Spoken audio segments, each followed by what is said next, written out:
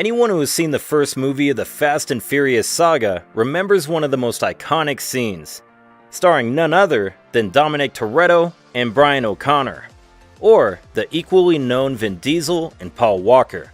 Today, we are going to analyze some aspects of the scene that at the time of the film's release told a part of the story, but that more than 2 decades after that, the situation would seem to have changed. Quickly recapping that scene, Brian O'Connor goes out to test drive the newly rebuilt and severely modified Toyota Supra. On his way to a small restaurant, he has to wait at a traffic light next to a then fairly new Ferrari. As could not be otherwise, the situation unfolds in a dangerous street race, in the good style of the first films of the saga, in which the Supra comes out victorious.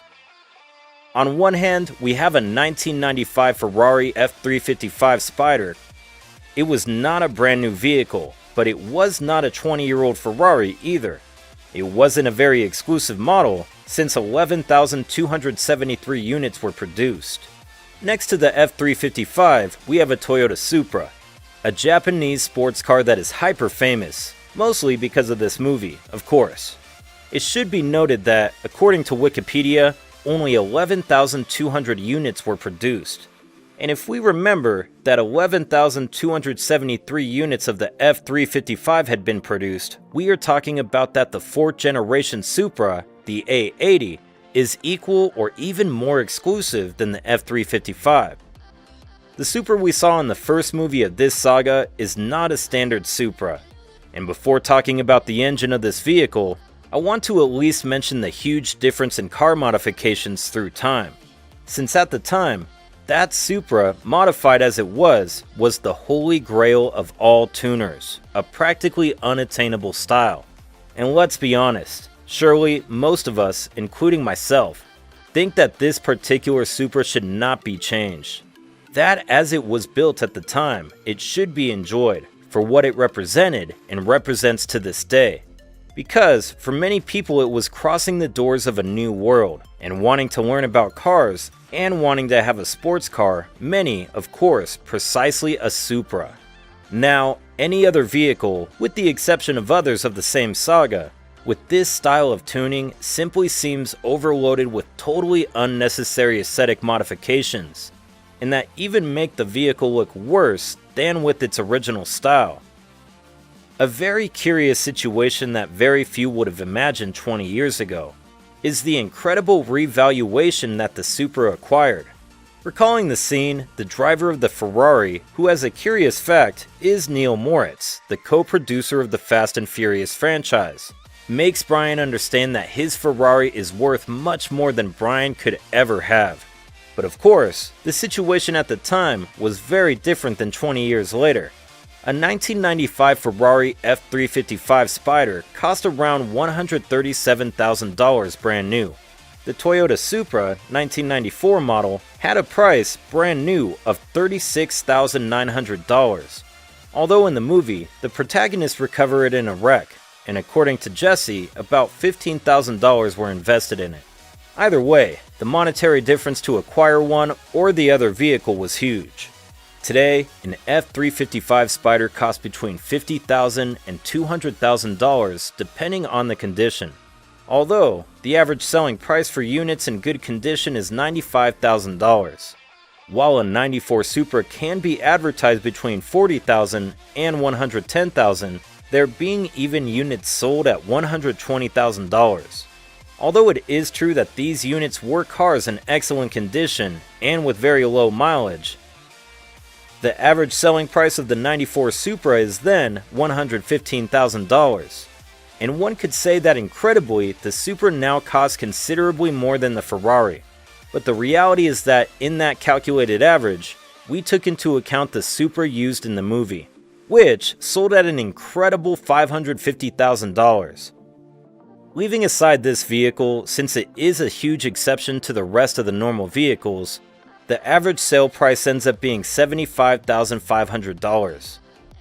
Many probably expected the Supra, on average, to be more expensive today than the F355, but the truth is that we should not forget that this vehicle is still a Ferrari. However, if we compare each car with itself, Taking into account the units sold in good condition, the average selling price of the Spider decreased by 30%, while the Supras increased by 104%. Finally, coming to the most interesting question, which car would have actually won? To answer it, let's look at the technical specifications of each car. On the F355 Spider, we find a 3.5-liter 40-valve V8 that produced 380 horsepower and was capable of taking the Ferrari from 0 to 100 kilometers per hour in 4.7 seconds. It did the quarter mile in 13.7 seconds.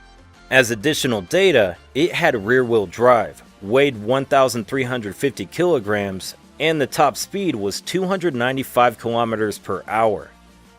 As standard, the Supra was equipped with the famous 2JZ-GE, a 3-liter inline 6-cylinder engine capable of generating 220 horsepower and taking the Supra to 100 kilometers per hour in 6.2 seconds. Like the Ferrari, the Supra had rear-wheel drive, although it weighed 1,570 kilograms and had a top speed of 241 kilometers per hour.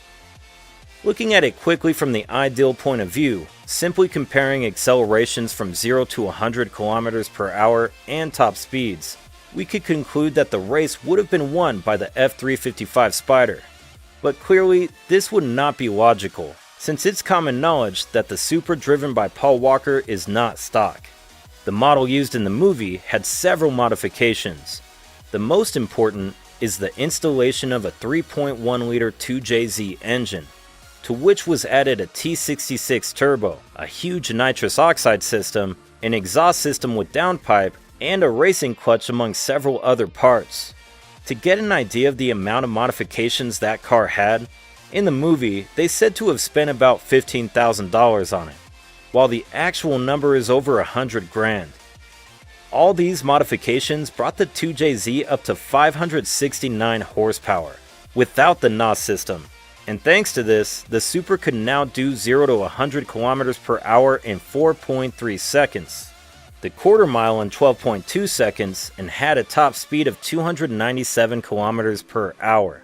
Recalling that the F355 Spider did the 0 to 100 kilometers per hour in 4.7 seconds, the quarter mile in 13.7 seconds, and its top speed at 295 kilometers per hour, it's quite clear that this race could indeed have been won by the Supra.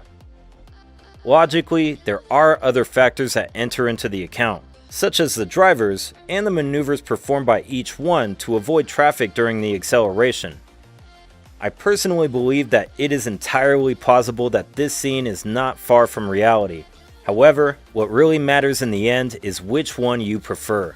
After all, 1 second in the quarter mile doesn't change the rewarding feeling of driving the car you love.